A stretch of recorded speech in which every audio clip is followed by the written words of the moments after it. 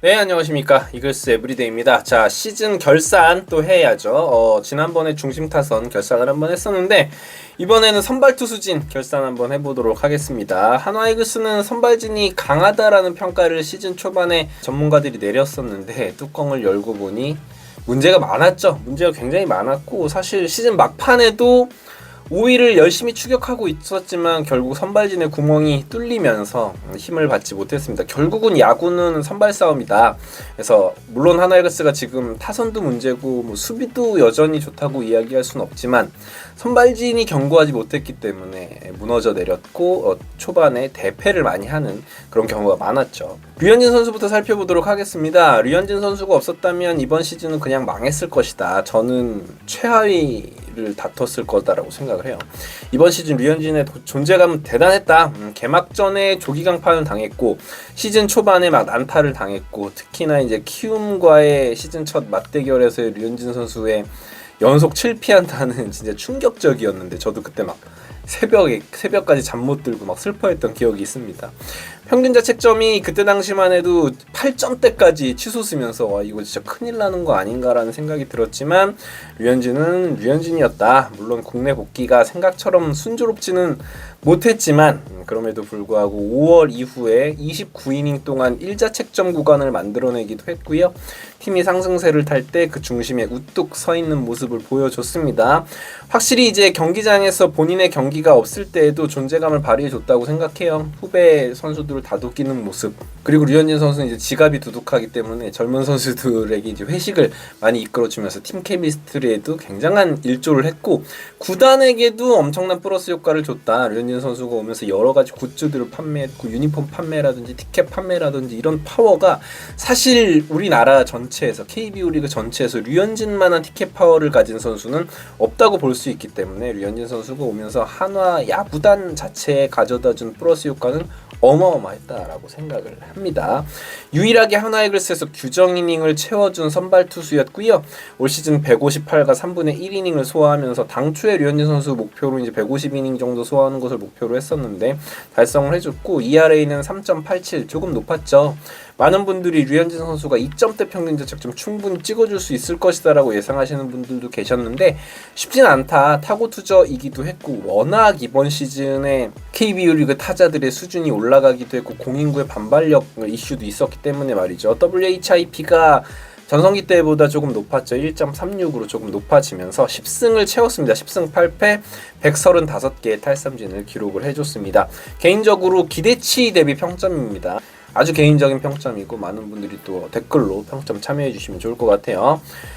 10점 만점에 8점 매겨봤습니다.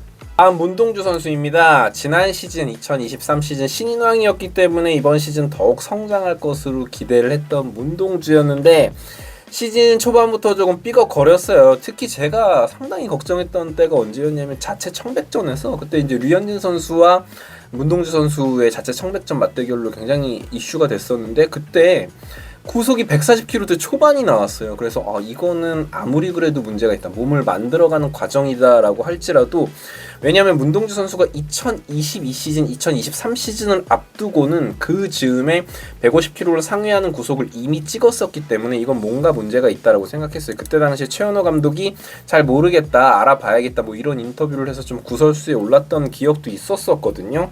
그랬던 걸 기억을 해보면 뭔가 문동주 선수는 겨울에 몸을 만드는 과정이 잘못되었다. 이런 부분도 류현진 선수랑 함께 해야 됩니다. 루틴을 같이 해야지 이거 제대로 몸을 만들 수 있을 거다라고 생각해요. 이번 시즌에는 말이죠. 시즌이 시작하고 전반기 내내 우리가 알던 문동주가 아니었습니다. 빠른 패스트볼을 보기가 힘들었고 전반기 평균 패스트볼 구속이 149km가 찍힐 정도로 좋지 않았다. 문동주 하면은 어쨌거나 150km를 상회하는 패스트볼이 나와줘야 되는데 그렇지 못했기 때문에 사실은 평균보다도 못한 선발 투수로서의 모습을 보여줬었죠.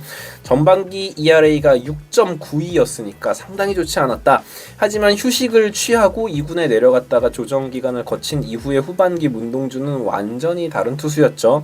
정말 좋은 투수였고 저는 후반기 문동주의 모습을 보면서 이 문동주는 확실히 실링 자체가 다른 투수랑은 다르구나라는 걸 느낄 수 있었어요. 페스티벌 구속이 마지막 8경기에서 152km를 넘어갔습니다. 이래야 돼요. 이래야만 문동주 본연의 모습이 나올 수 있는 것이죠. 후반기 평균 자책점도 2.60, 거기에 포크볼을 장착을 하면서 삼진율도 굉장히 많이 올라가는 모습을 보여줬습니다. 팀의 상승세를 이끌었고, 반대로 이야기하면 문동주가 9월에 빠지면서 팀은 하락세에 접어들게 되었죠. 안타까웠습니다. 9월 초에 로테이션 이탈하면서 팀이 연패에 빠졌는데 아마도 본인도 많이 아쉬웠을 거예요. 몸을 만들어야 됩니다. 문동주 선수는 본인이 적어도 140이닝 이상을 던질 수 있는 몸 상태로 겨울에 잘 준비하는 것이 중요하다라고 생각을 합니다. 캠프 때부터 몸을 잘 만들어줘야 되고 내구성을 증명해야 된다는 과제를 안고 2025 시즌을 맞이할 것 같습니다. 111이닝을 소화했습니다. 111과 3분의 1이닝을 소화했고 ERA는 5.17, 상당히 좀 부진했죠. WHIP도 1.67, 7승에 그쳤고요. 96개의 탈삼진, 100개의 탈삼진을 채우지 못한 부분도 아쉽습니다. 기대치 대비 평점은 10점 만점에 5점 드리겠습니다. 다음 페냐입니다. 눈물밖에는 나지 않습니다. 9경기에서 37과 3분의 1이닝 동안 평균 자책점이 6.17이었고 WHIP가 1.63, 외국인 투수에게 기대하는 그런 기대치는 한참 못 미쳤다. 페냐가 아쉽다기보다는 프런트의 대응이 너무 아쉬웠습니다. 페냐는 2022 시즌보다 2023 시즌 평균 구속이 2kg가량 줄었어요. 그런데 봄을 지내면서 평균 구속이 더 줄었는데 그럼에도 불구하고 페냐를 그냥 밀고 나갔다라는 것이 못내 아쉽고요.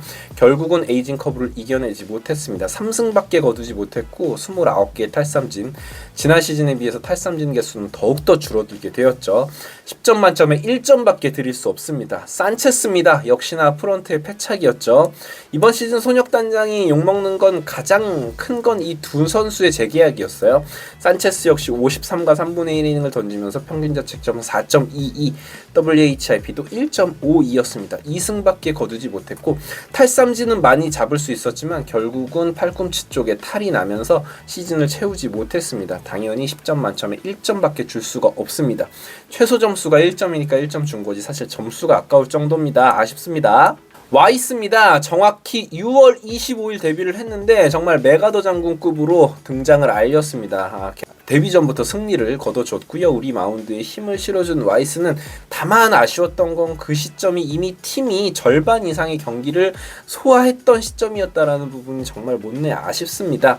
그 기간 보여준 퍼포먼스는 1선발의 모습이었어요. 이닝 소화가 너무 좋았고 삼진 잡는 능력 모두 완벽했다. 물론 그야말로 영혼까지 털린 경기가 몇 경기 있었고 이상하리만큼 이닝 소화가 적었던 1이닝밖에 소화하지 못했던 경기가 있었기는 했지만 선발은 누구나 그런 경기가 있을 수 있다. 이닝 대비 탈삼진 능력은 리그 전체로 봐도 최상위급이다라고 볼 수 있겠고 가끔씩 이렇게 볼넷을 내주거나 제구가 흔들리는 경기는 있을 수 있을 거예요. 그렇지만 와이스는 무조건 재계약을 해야 하는 자원이다라고 생각을 합니다.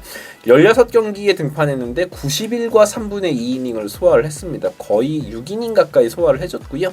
ERA도 3.73, WHIP 수치가 너무 좋습니다. 1.16, 상당히 안정적이고 이 선수 아직 젊은 선수이기 때문에 페냐 선수처럼 에이징 커브를 걱정해야 될 라인은 아니다라는 부분. 5승을 기록했고요. 98개, 이닝이 91.2이닝이었는데 98개의 탈삼진을 기록했으니 정말 좋은 파이어볼러다라고 생각을 합니다. 기대치 대비 평점은 10점 만점에 9점이었습니다. 남은 1점은 내년에 채워주면 좋겠다라는 생각을 합니다. 바리아 선수입니다. 원래 사실은 바리아 선수가 와이스의 역할을 해주기를 기대했던 선수고 한화이글스뿐만 아니라 다른 팀들에서 다 탐냈던 선수였어요. 그래서 바리아를 데려왔을 때 나머지 9개 구단이 한화가 진짜 큰일을 했다고 이야기를 했었는데 그냥 큰일이 났었죠. 자, 바리아 선수의 기록은 92와 3분의 2이닝을 던지는 동안 ERA가 5.15였습니다. 외국인 선수에게 기대할 수 있는 평균 자책점이 아니었죠. WHIP도 1.42, 특히나 좌타자 상대로 승부가 전혀 되지 않으면서 탈삼진 개수도 적었습니다. 83개였고요. 6승을 기록했다는 건 그야말로 운이 조금 따랐던 선수, 타선 지원도 조금 받았었던 바리아 선수였지만 재계약은 힘들어 보입니다. 일단 구종이 너무 단조롭죠. 패스트볼과 슬라이더, 투피치 유형인데 좌타자를 상대할 수 있는 구종이 체인지업을 던지기는 하지만 좌타자들이 전혀 부담을 갖지 않는 피칭이다. 그리고 선발로 나온 기간이 길지 않기 때문에 구속이 점차 줄어드는 모습을 보여줬어요. 바리아는 애초에 150kg 이상의 패스트볼을 기대했던 선수인데 그런 모습을 보여주지 못했던 부분이 못내 아쉽습니다. 10점 만점에 4점, 그래도 구멍난 선발진을 메꿔줘서 그 부분 고맙다는 이야기를 하고는 싶지만 재계약은 힘들 것 같다라는 생각이 듭니다. 이 이외에는 선발 투수라고 불릴 수 있는 선수가 사실 몇 안 됐어요. 황준서라든지 조동욱 같은 선수들이 선발로 나온 적은 있지만 김기중 선수도 마찬가지고요. 나머지 선수들에게 어떤 선발 투수로서의 면모를 기대하긴 힘들었다. 그래서 김민우와 이태양의 공백이 너무 컸던 한 시즌이다라고 생각합니다. 그래서 하나이글스는 선발진을 어떻게 해서든 뎁스를 채워야 하는 과제를 안고 스토브리그를 출발한다라고 생각합니다. 지금까지 이글스 에브리데이였고요. 구독과 좋아요 부탁드립니다. 감사합니다.